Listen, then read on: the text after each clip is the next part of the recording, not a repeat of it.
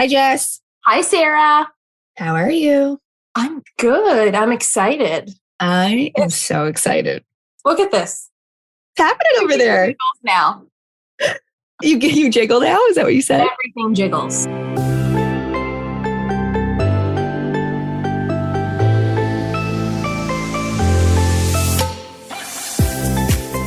Okay, no, I do have to share this one thing that just happened to me last night quickly. Go for it. I was like, my son was dead to me. Oh, he was on the list? Oh, you have no idea. Okay, let's do this. So somebody was by the house to give us a quote on our yard. So we're looking to zhuzh it up and need some curb appeal. Fiona had a little bit of time in our yard and just needs some flowers and whatever. And I don't have a green thumb. I don't like to go outside, especially in May and June because there's I don't like to go outside. No. So anyway, Daniel is inside with Logan. They're reading books. So getting ready to go to bed. So I sneak out because if I tell Logan, oh, I'm just running out, Gary's here to do the whatever, he would want to come. So I'm like, okay, sneak out. Talking to Gary, talking about the whole thing. Are we going to restone? Are we going to do this? Good convo. Logan comes out and I'm like, of course he's not in bed. Comes out and he's like, Mom, I got to tell you something. So we both stop talking to hear what he has to say. And he goes, you left something in the toilet. No. Yes. You got sewered by your 4-year-old, pun intended. I cannot tell you the rage that went through my body. I'm like, kid, do you understand what you just did to mommy? So I'm like, okay, yeah, I left something in the toilet, trying to be okay, maybe it was trying to play it off to Gary, it was just a piece of toilet paper or something. But do you think he knew? He definitely knew. He was either thinking poop or tampon, so pick your poison.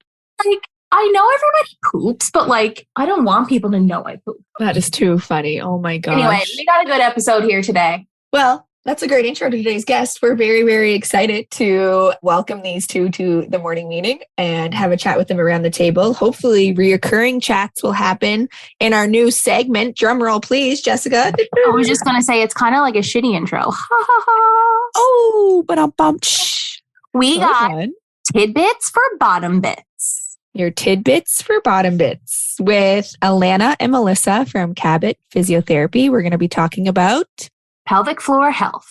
And we've said it before on here and you'll hear it in this episode, but my goodness, there is just so much of women's health that is unknown or underexplored or not talked about.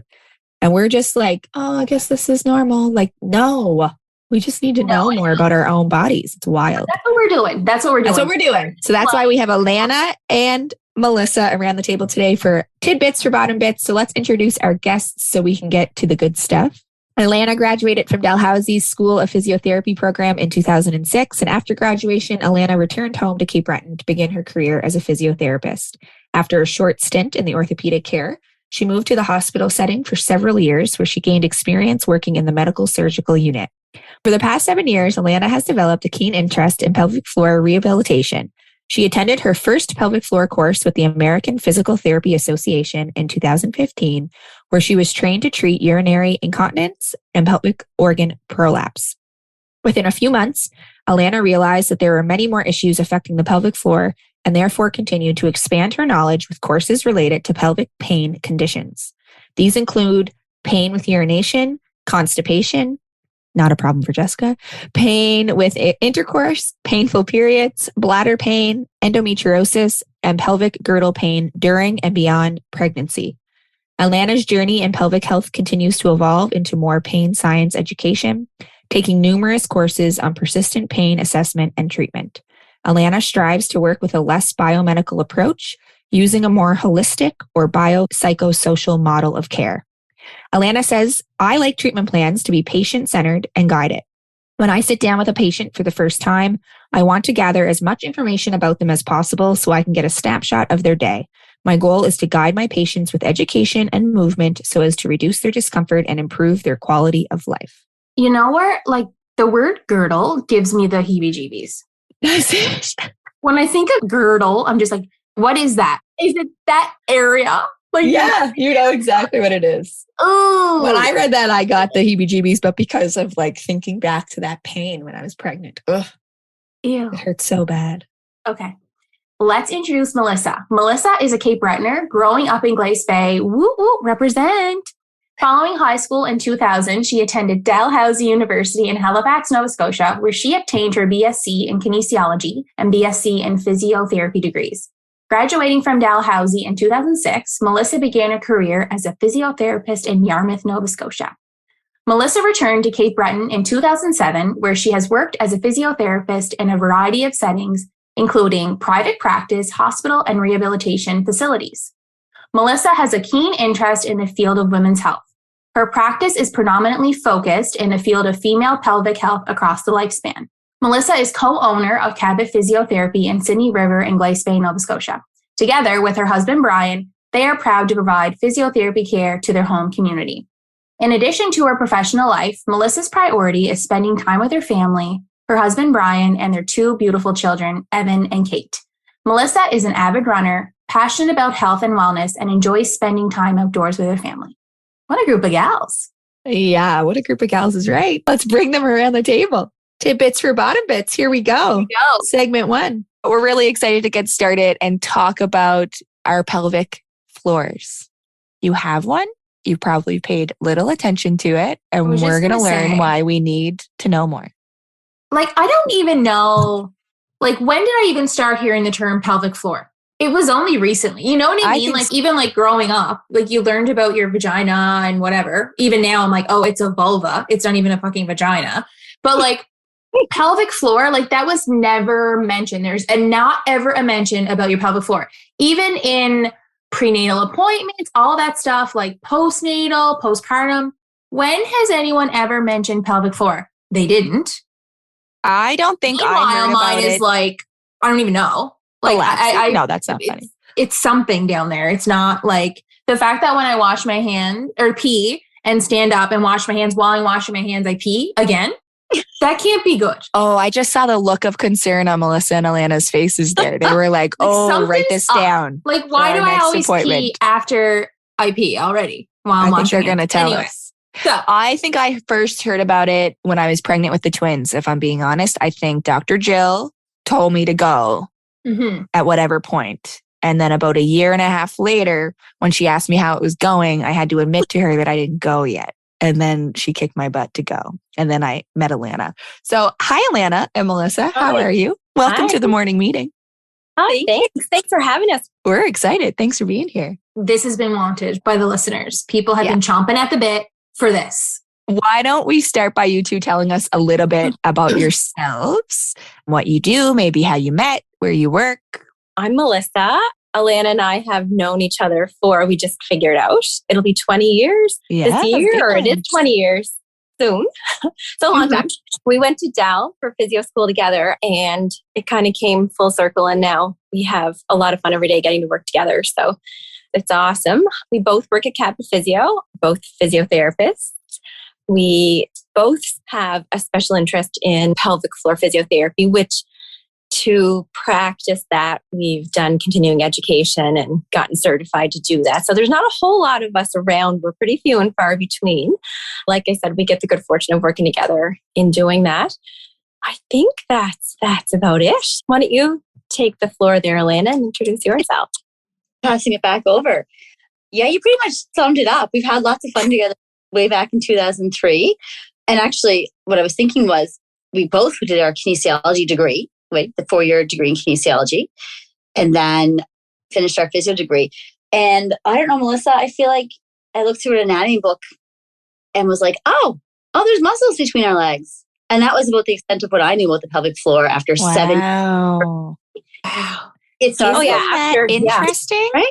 In physio school, it's literally like it's a mention in a class. Like we don't really know anything about it. So that's why it has to be a whole special thing if you want to practice in physio. Because I mean, I know when I went to do my pelvic courses, I pretty much knew nothing.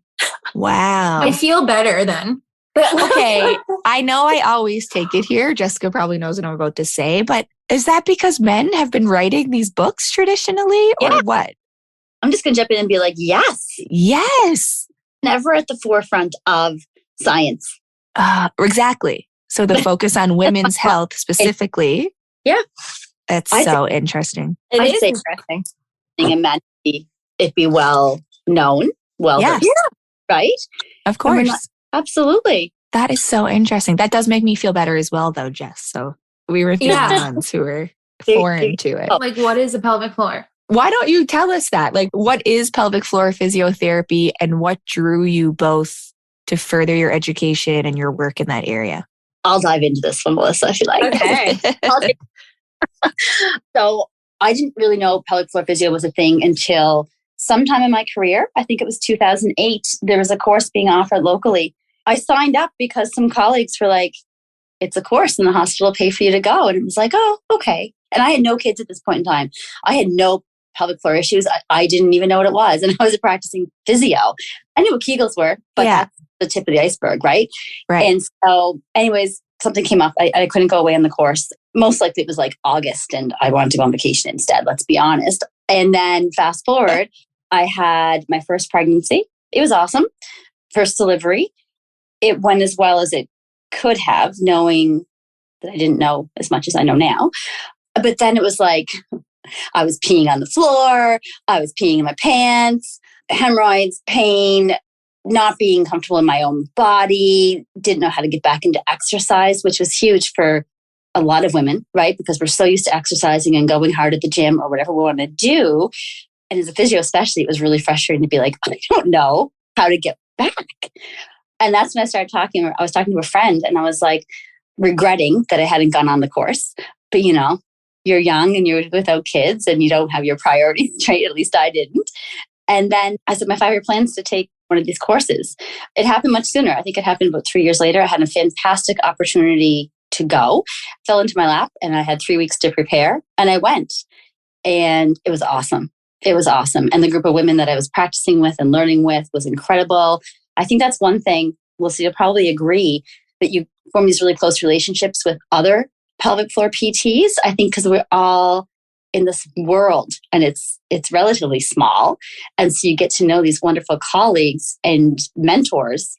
And then it just encourages you to sort of like keep going, take the next course, learn more, and you just grow. And so that's how I would describe my job. Yeah. That's amazing. That's exciting. That's exciting. Because you're explaining the things and I'm like, hemorrhoids, huh? In there. I've had episode, whatever. It's season 1. I've had ongoing hemorrhoid for the last 4.5 years, like however long Logan's been alive. Right. Yeah. A little heavy. I know that my pelvic floor it has to be just with all the things, right? But it's just so easy to be like, oh, yeah, it's just that, or it's not a big deal, or I don't know. I think too, that joke is there. I mean, like you said, Alana, you don't really know until you know, right? So before you had a baby or when you were pregnant and like the joke of like, oh, I can't sneeze without peeing in my pants now. And we laugh and then it happens to you and you're like, oh, well, I've heard other people say this is normal.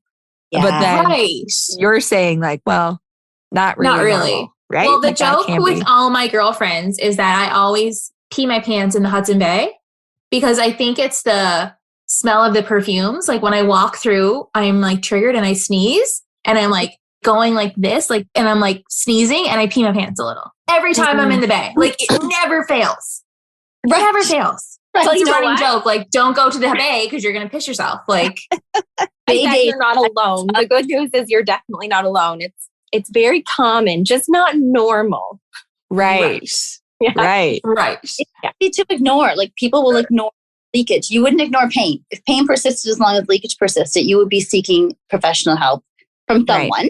Right. There's no pain with leakage, not often. Right. And so, I'll just, I'll pad up and I'll play on. Right. I think that there's this like just accepted opinion and it unfortunately used to and still sometimes does come from medical practitioners that, oh, you've had a baby, it's normal. Yes. Right. That's like, right. People are still being told that. Yes. Yeah. So you're sneezing in the bay. Well, you kind of accept it, and it shouldn't be like that. Yeah. Right. I like what you just said. Like it's common. It's not normal. Yeah. Like, right. But then it's like, okay, so everyone else has seen my vagina. I mean, what is the difference? Like, what is one more? Like, I don't care at this point. I've made peace with my vagina. It is what it is. Like, I don't care anymore. But it's just, you got to get all up in there, right? Listen. How do you assess the pelvic floor? This is where I think women say, they put their hands up and they say, nah. Yeah, nah. they feel uncomfortable, vulnerable. For a pregnancy, okay, like I have to do this. Like I'm going to have a baby for like medical reasons. I have to let the doctor assess in there. But this is one of those things where it's like, oh, I'll just keep peeing my pants, like whatever. So am I jumping the gun here? Like I know that we have like a list of questions, but the conversation's just flowing. Talk to us about this. Like what does one expect? So like me, I obviously need to be seen. We've learned that very quickly. What can I expect? Want me to jump in here? So who's taking me on, first of all? Alana, Melissa, who? Listen, I said when we started, this is a new view for me and Alana. I can like see her face. She can see mine. We're eye to eye. I'm like, well, Sarah sees Alana. So I'll go to Melissa. Yeah. I'm like, did you even know this is what my face looks like? Probably not. Right. You know, she has another view every time I see her. But yeah, this is a good point, Jess. I think it's layered, right? I think it's like getting over that it's not normal and it is common, getting over that like discomfort and like, am I really A, going to make the time for myself to go, and B, can they really do anything, and C, it's going to be awkward. Like I'm volunteering to go do this. And when you don't know what it is, that's a barrier. You think all the worst parts of it, right? So yeah, walk us through, Melissa. And all I'm thinking is like, I see Melissa every Wednesday evening at swimming lessons. Like, yeah. Listen, I went to a few weeks after my first few appointments with Alana. I saw her at the Old Triangle and I was like, oh, you know what my vagina looks like. How are you? Like, you know, hilarious. That's what she said. She said, everyone says that to me. Yeah. Amazing. Yeah, everyone. You know, it's funny because I think that like it lives somewhere in us, just that kind of fear of getting an intimate assessment like that. And we all feel a little bit shy about it for probably, I don't know, a long history of us being made feel we should feel like that, I guess. Exactly. You know, you don't show those parts, this kind of thing, since you're a kid. To a degree, I'm sure that's a good thing. But when it comes to getting exams, I think it's all made us really scared. I know myself, I remember like very distinctly the last time I went for, or it was the first time I had gone for a gynae appointment, like since I had been practicing pelvic for a while. And leading up to the appointment, I was like, oh my gosh, like this is going to be such a breeze for me. I do this every day. Like this is going to be awesome. Because previous to that, I was always really nervous. But anyway, so I, you know, walk in chest high into that appointment, and then I sit in the waiting room. And as I'm waiting, I'm like, palms are sweaty, my heart rate's up. I'm like, what is wrong with me? You know, I literally do this every day and I'm nervous. Yeah. So that was a really kind of like a defining moment. I think just we all kind of are like that to a degree. But with pelvic physio, there's really nothing to be scared of. And I think one of the things that it truly is the most rewarding area of practice that I've worked in, you know, my getting on close to 20 years of practice. And I think one of the things that I really, really, really love about it, and I'm not sure why, but is you get to spend a lot of time with patients. I love that part. But most times when you see them for the first time, many of them walk in and you can tell that they're nervous. And something that I've loved is having the time to sit down and just one-on-one in a room with this random person who's a little bit nervous, and being able to just kind of get to know them and kind of like talk them off the edge of the cliff. And you can kind of like, once you kind of start to develop a trust and develop a rapport, even within that first session, it's almost like we have enough time with them that you can see them kind of like melting a little bit and easing into their chair. And like by the time you get into introducing, you know, what the appointment's actually going to be about, usually they're like, yeah, sure. Like no problem with it.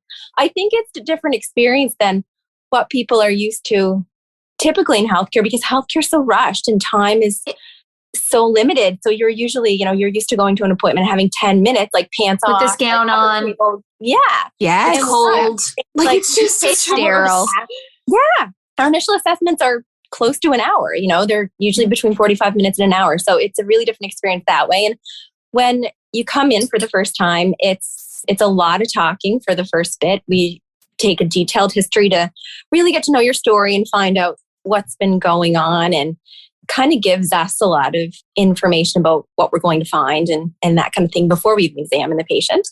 After we get all the history that we need and the patient has a chance to answer questions, it's usually a lot of external stuff. So we're looking at, how the patient, how their posture is, how they move. We're looking at the range of motion that, the back and the hips and the pelvis, like all of the joints that are kind of closely related to that area, and checking out their strength. And so there's a lot of external things that you have to do with patients before you even talk about the internal piece of the exam. And I always, and I know Alana does too, I have a model of the pelvis. I'm sure, Sarah, you've seen it. Yeah, I'm literally envisioning my first appointment with Alana. You're describing it to a T. Like this is exactly what we did.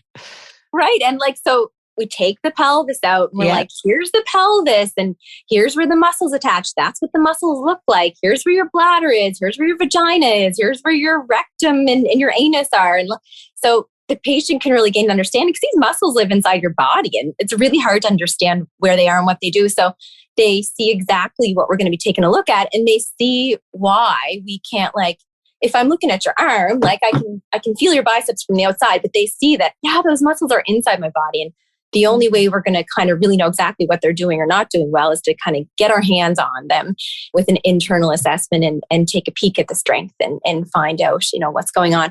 Of course, that only happens when the patient is comfortable with having that piece of the exam done. And it's always up to them. They're always in the driver's seat. So they can decline that part of the assessment if they want to. It does kind of leave a little bit of missing information, but there's certainly usually a lot with the history and external exam that we can get if they really don't want to do that. And after all that, we can kind of gather a picture of what's going on and start to think of a treatment plan for that patient. So I think that sums it up. Am I missing any big parts, Alana, in the initial assessment? Oh, that was excellent. I was actually considering booking in with you. That sounds lovely. I was actually flashing back to when Alana's asked me how much water do you drink in a day? And I have to say 0 glasses in her face. And she's like, what? Okay, we're going to try and drink. And now when I drink water, I'm like, Alana would be so proud. I still think it. I'm like, what would, I didn't drink water. No one tell Alana. And that's so funny. If you talk through what you're finding, because for me to lay there, I'm very anxious in terms of healthcare stuff. If I'm laying there and you're just doing your thing in there for God knows how long, all I'm going to be thinking the whole time is, what are they finding? What are they finding? I'm dying. So do you talk through the process as you're going and explain Absolutely. Okay. Yeah. That would ease my mind. That would be a really an individualized thing. One therapist might, one therapist may not. It's hard to say for sure, but I do. And Alana does. Yeah. Yeah. So I think I don't know. I'm like you, Jess. I'm a super anxious person. So I always feel like I just kind of treat patients the way I would like to be treated. Yeah. Yeah, for sure. Yeah. I like that. Let's let everyone know, who is pelvic floor physio for? Who should be going? Jess and I both said, we didn't really hear about it until after we had our babies. And we know there are reasons why after you give birth, you should check in on your pelvic floor. And that might seem the most obvious, but I wanted to hear from you. Who is pelvic floor physio for? Yeah, that's a great question. The people want to know. The people want to know. No, I think Melissa would agree. I love when we catch people in their pregnancy, whether or not they're having issues, because some do and some don't. So if you were to come in for your lifespan, let's just say, if you had no issues before pregnancy, right? Because sometimes you'll have, that's a whole other topic, but sometimes you can see adolescents for other things. So in pregnancy, and then sort of following up, preparing them for delivery, educating them on all the things, water intake included. Postpartum education, here's what you're going to work on. And then again, if we're looking at the lifespan, things can change in perimenopause, right? And so you might start having issues again, or maybe for the first time. And then of course, menopause hits. And so kind of through the lifespan, because there's different changes in our bodies, there's some things we can pick up on. I'll say too, some women after, I'm way going on a tangent here. You can edit this however you like. No, this is great. But some women after hysterectomy, for example, for whatever reason of the hysterectomy, they're told, well, you don't need to have PEPs again. We got, your lady bits are gone. And I would argue, I think there should still be medical eyes on your vulvar tissues, because there's still other things that we need to be wary of. Mm. So sometimes I find, we might see women who've had a hysterectomy in their 40s and they're coming to us in their mid 60s, and there's never been doctor's eyes on their vulvar tissue, right? Wow. Or their own eyes. Or their own eyes. Yeah, we could have so much fun with all the topics coming up, like how to look at your own vulva. And I'll save it. I've got a cute story, but I'll save it for that session if I remember it by then.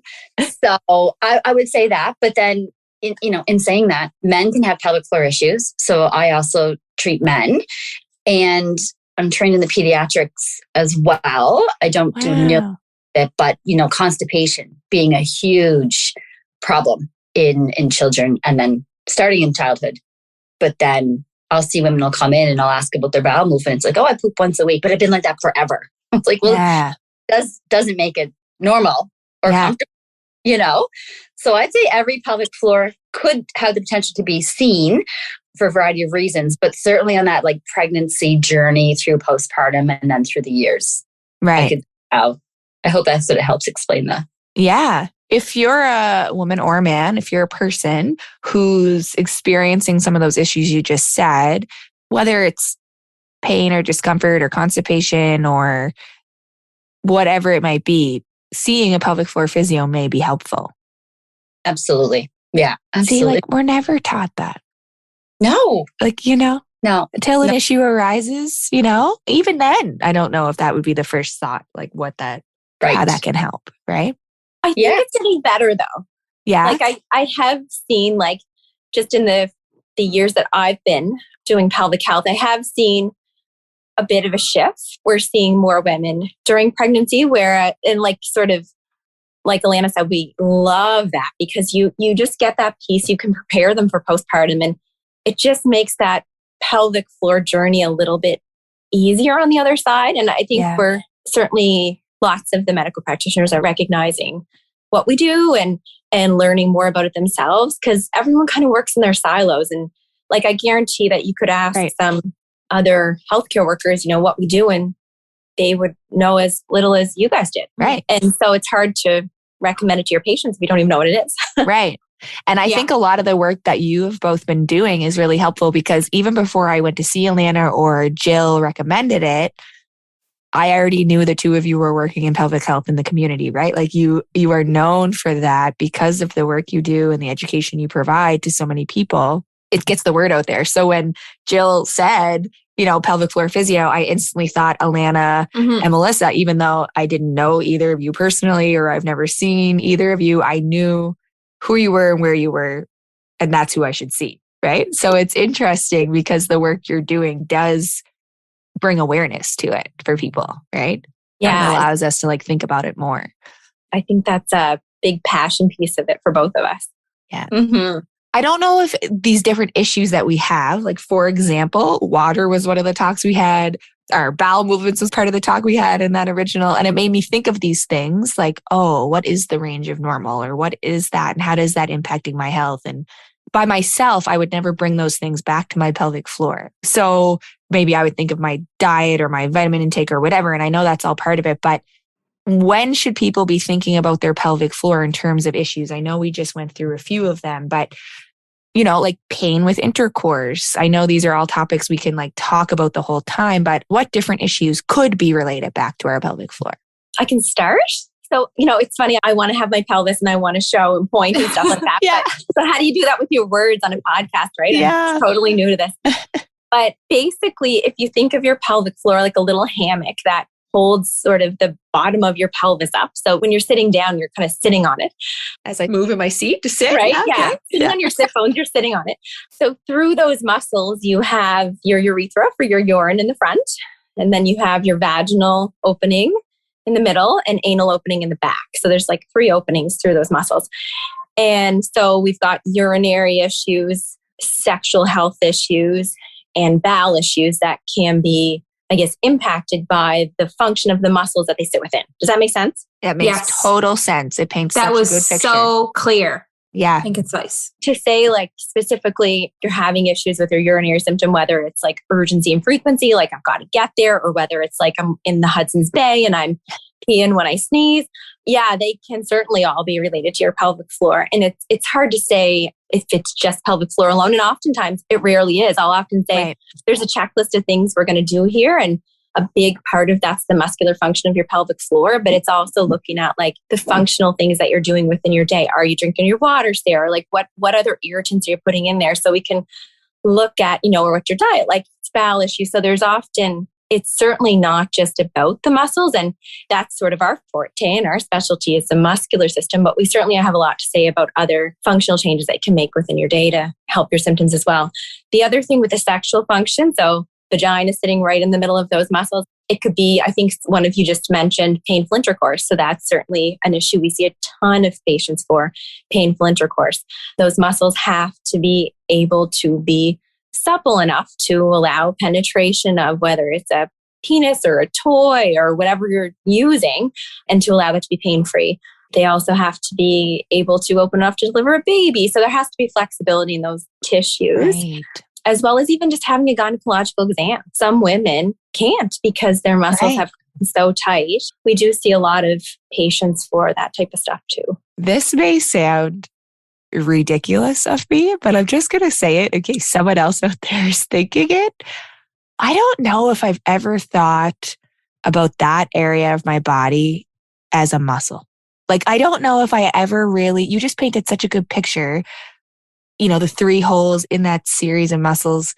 I don't know if I ever thought of that as like, because when I think of muscles, I think of like strength and training and, I think of it as like tissue, or I don't know what I thought of it as, but I don't know if I thought about it as muscles. And just now that I'm envisioning that hammock of muscle, it's like, of course you need to strengthen it and work it out and figure out what tweaks are happening in there. And I just don't know if I ever thought of it like that before. So thank you. If you think you have a crazy statement or question, wait till you hear what I'm about to ask. I saw you grab the Post-it at the head there, so it has to be good. This may be like so far off the grid, and we are deleting this out if this is like not related. But orgasms, tell me if that has anything to do with your pelvic floor or not. Yes. I wish we're sharing this video clip on mute because their faces when you said that was like, boom. I am unable to orgasm through penetration. That is normal though, I think, right? Or common. Is it common or not normal? Common, not normal. Because I can only orgasm orally. Yeah, you're not alone. But can it be fixed? Well, that's like a layered question. I feel like there's factors that go into orgasm. But I will say this, sometimes I'll have women come back. I don't know about you, Melissa. It depends on, they might be treating for like something completely different. And like, girl, my orgasms are on. Stop. Oh, wow. What are they treating for? What's on your goal list? What are we doing there? Right? Yes.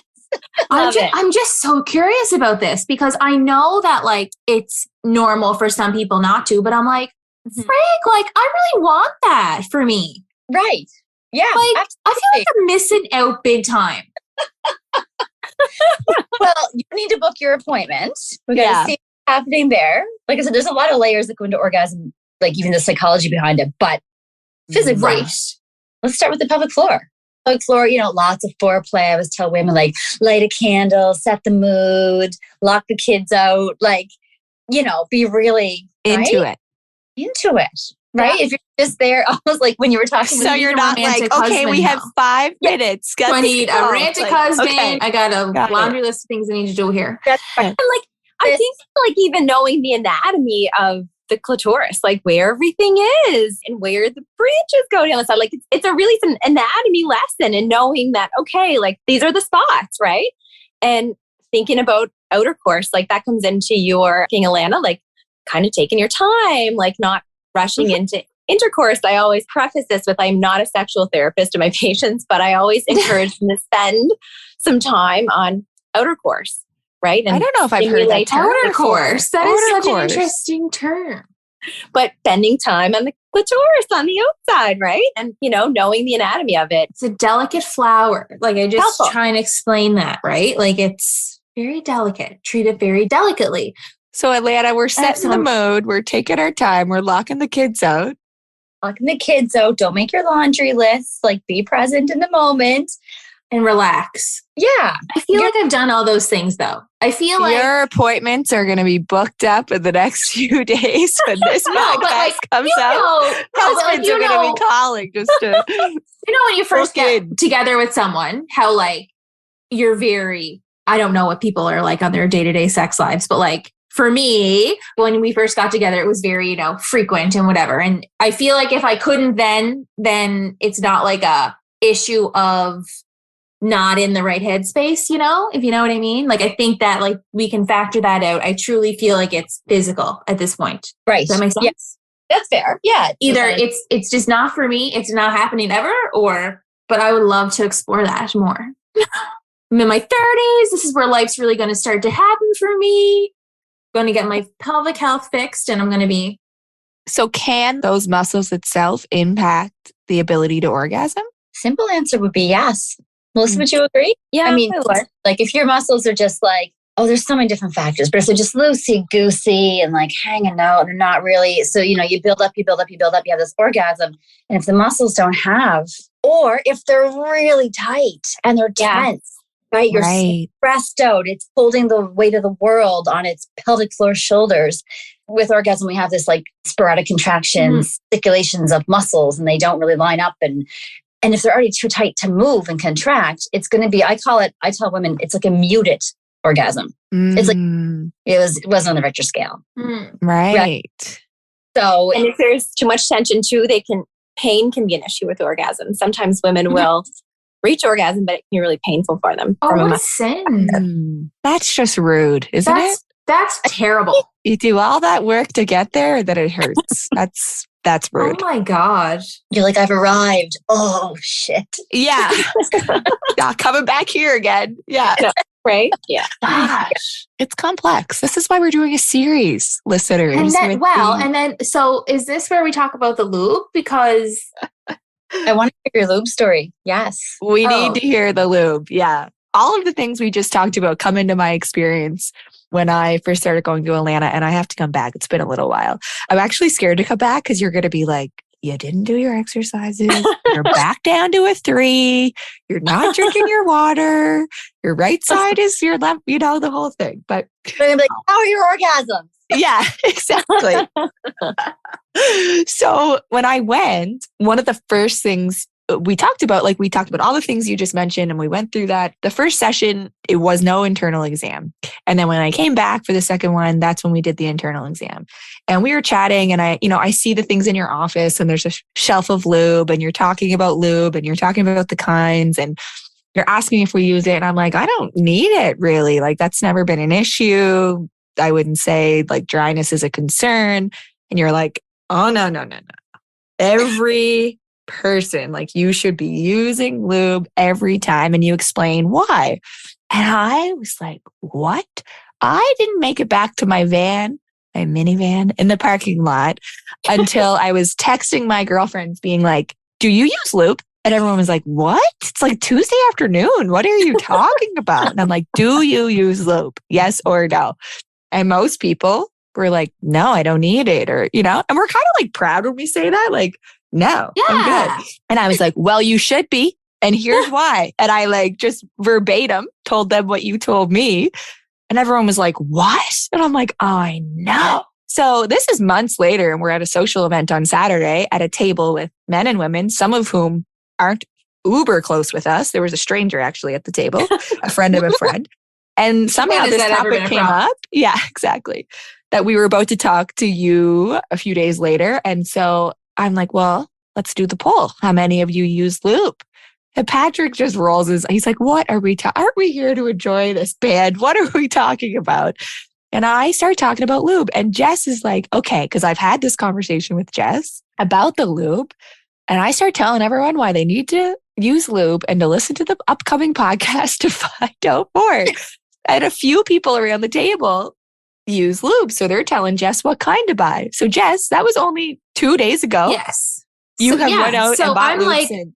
All right. So I'm like looking at Daniel. I'm like, we need to get the lube. Like, this is what the people are saying.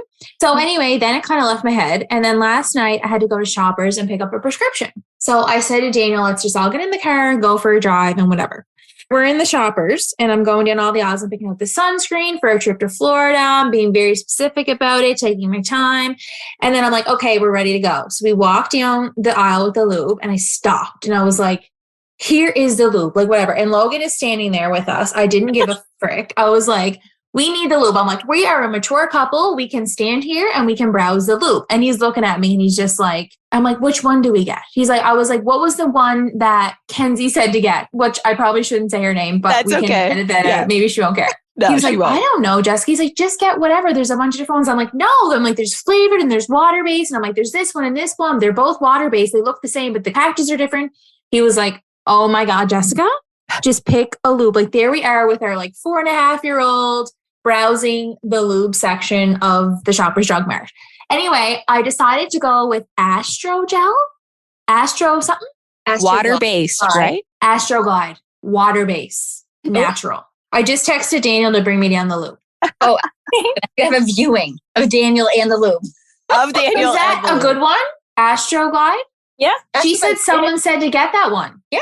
Give us the spiel, the quick snippet. This is a whole episode. We're going to do a whole episode on this. So this is just your preview to tune into the next episode. But give us the quick snippet that you would tell us in that first appointment on why everybody should be using lube. Gosh, I feel like you have it memorized after that.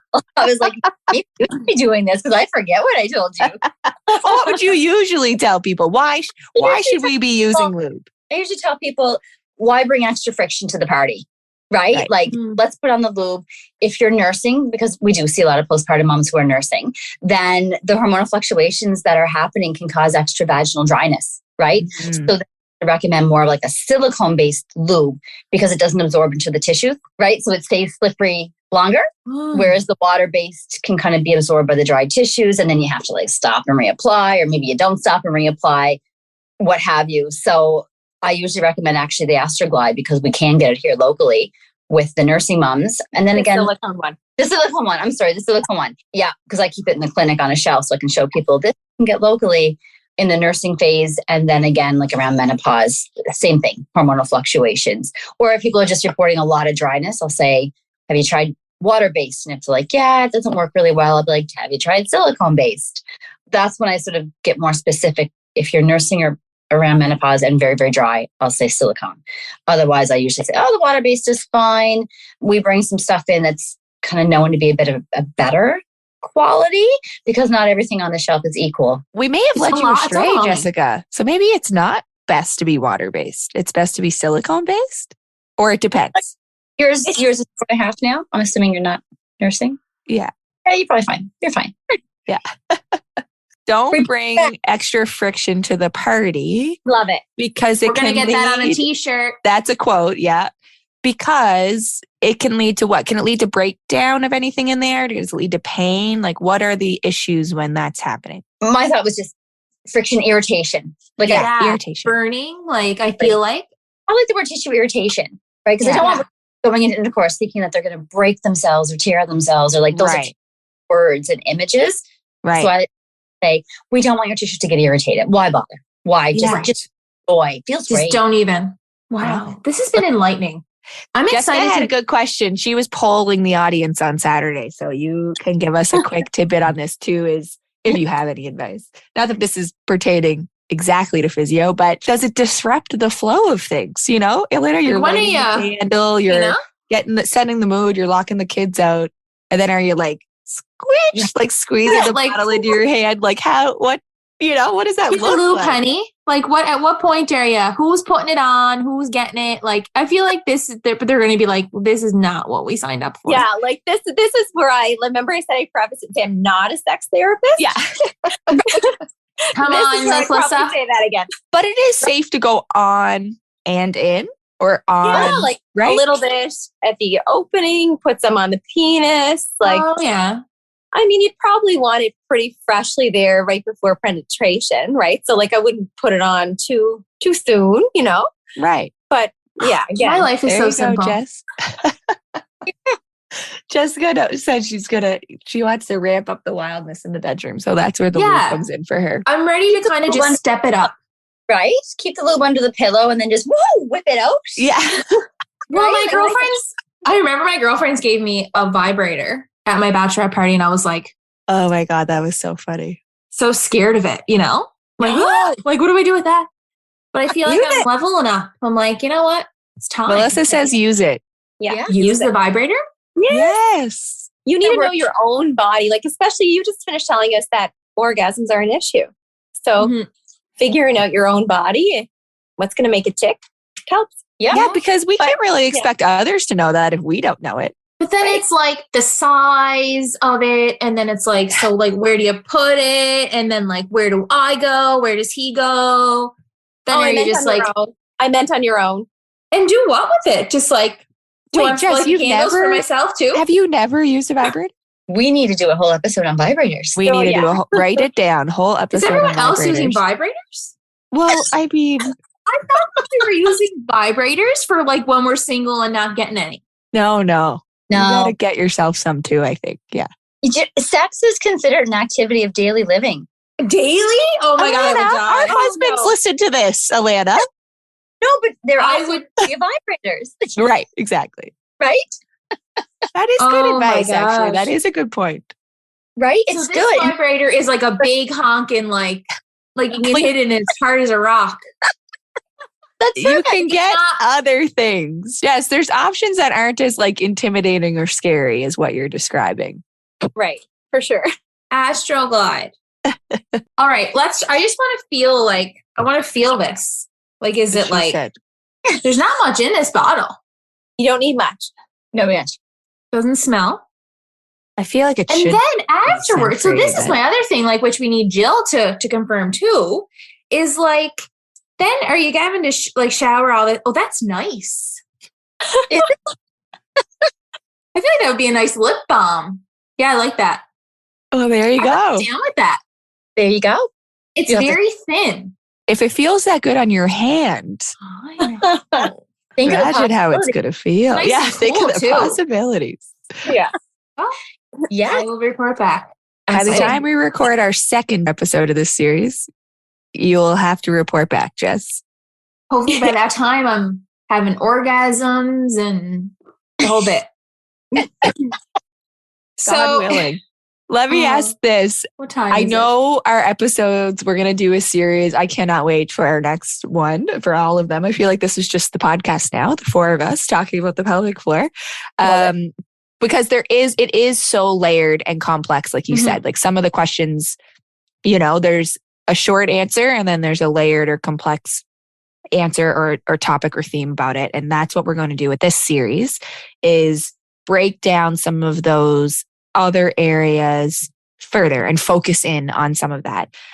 But for episode 1 and the first time people may be hearing about the pelvic floor, what do you think is the biggest misconception or some misconceptions that you want to address about pelvic floor physiotherapy? It's not just Kegels. Yeah. It's not just Right. Kegels. Yes. We're not Kegel teachers. Like, Yeah. Man, they're like, "Are you going to teach me Kegels?" I'm like, maybe. Yeah.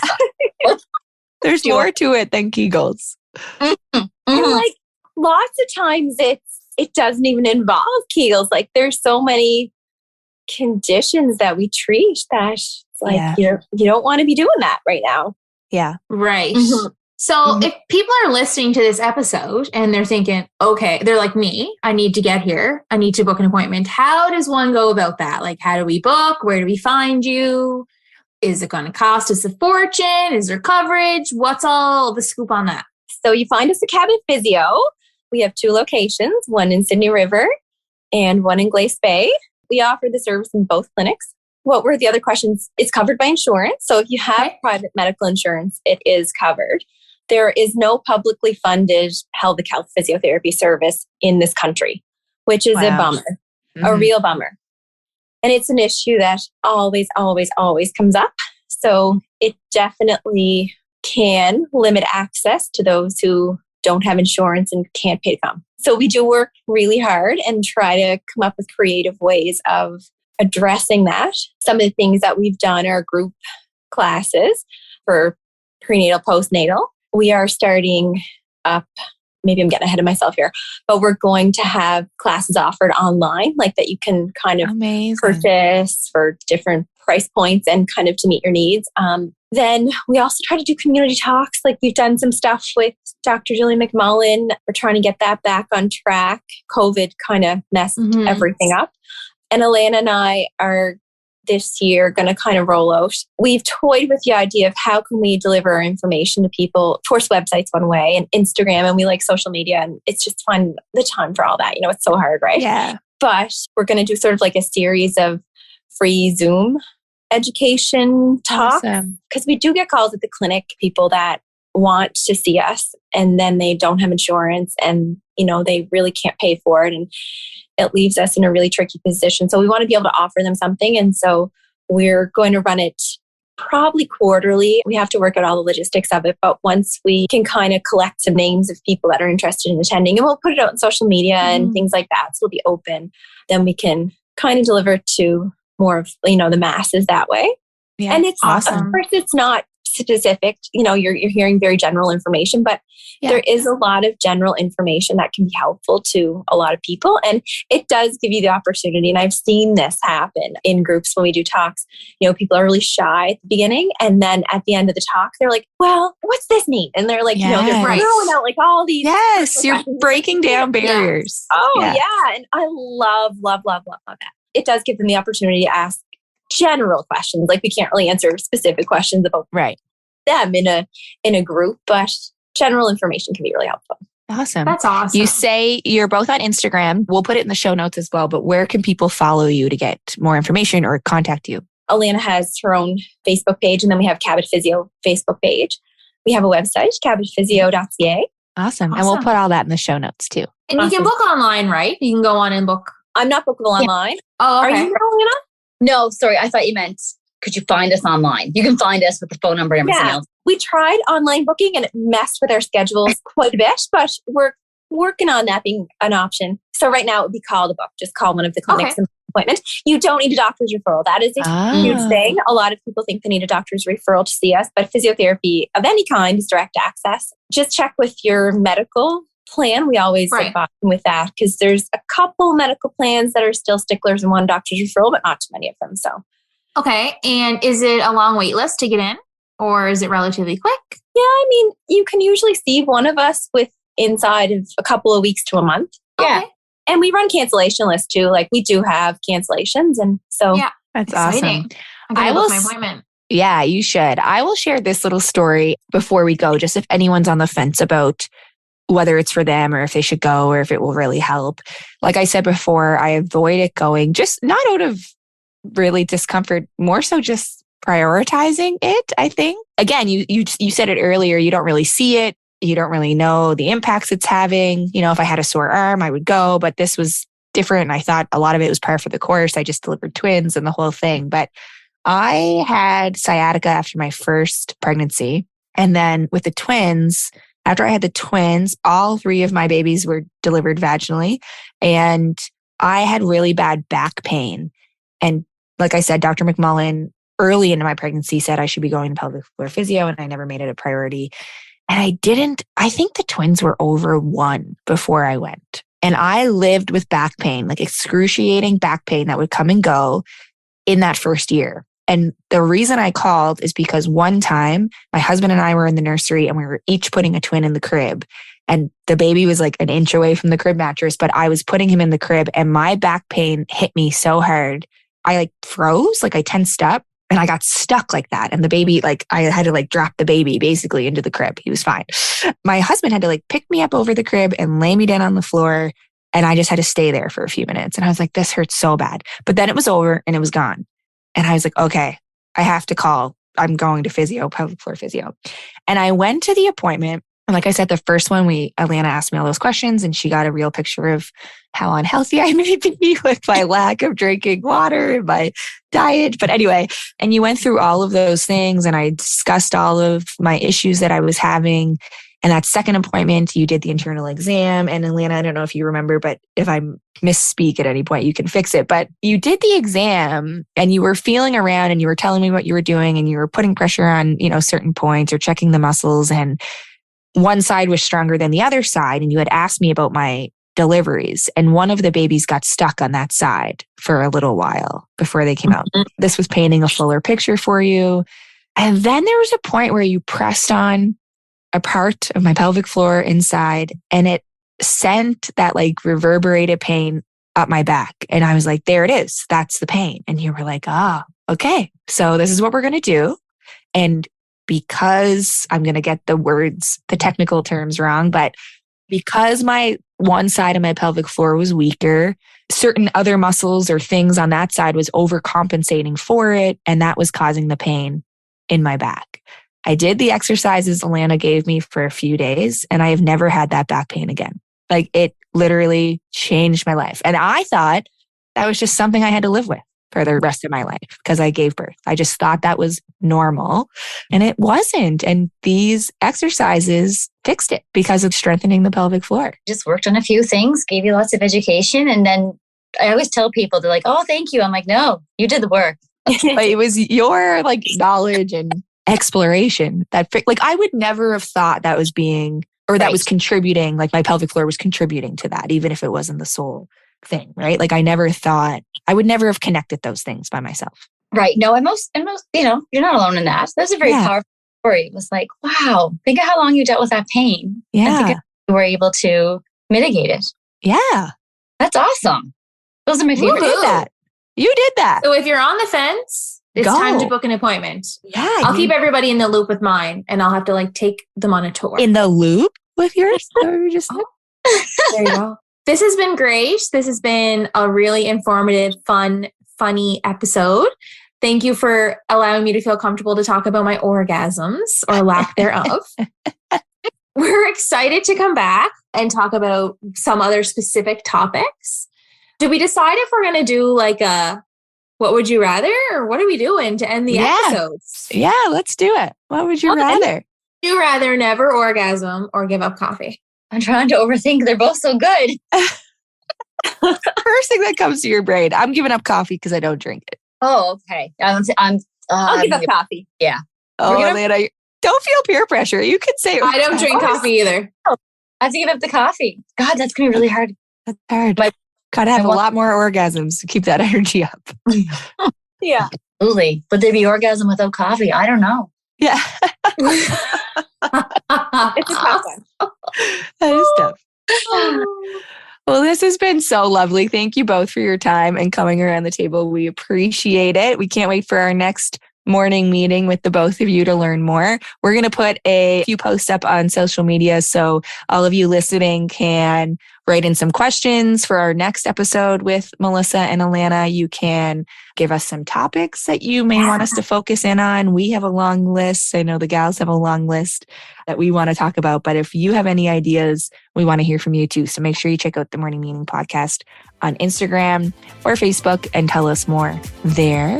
And until next time, ladies, we can't wait to see you again. But thank you so much.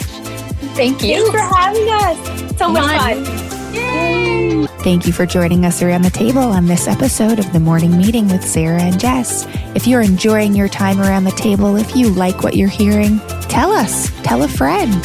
Wherever you listen to your podcast, you can like and subscribe. You can rate and review. We would appreciate it. It helps us. Help us help you. Make sure to subscribe so you never have to miss another morning meeting. Thanks for being here. We'll see you next time.